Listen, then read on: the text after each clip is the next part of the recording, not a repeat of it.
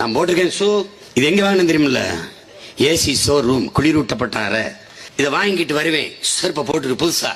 இங்க தக்காளி, வெண்டைக்காய், கத்திரிக்காய், முருங்கைக்காய், கீரை, சொரக்காய், பூசணிக்காய் எல்லாம் எங்க கிடக்குது?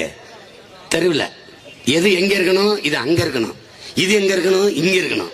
இதுதான் தலைகீழ் மாற்றம், முரண். இந்த மாதிரி செருப்பு புதுசு ஏசி ரூம்ல வாங்கினது, அது தெருவில் கிடந்தது. அரைக்கில் கொடுங்க, காக்கில் கொடுங்க, அது கொடுங்க, வாங்கி பையில போட்டாச்சு. இப்ப போய் வெளியில கழட்டி விட்டாச்சு. இது பேர் உள்ள போக மாட்டாரு, தெருவில் கிடந்தாரு, அவர் உள்ள போவாரு. அவர் உள்ள போய் கழுவி கிழுவி சமைச்சு வாய் வெளியே வயிற்றுக்குள்ள போயிடுவார். அந்த ஏசி ரூம்ல வந்து தெருவில் கிடப்பார்.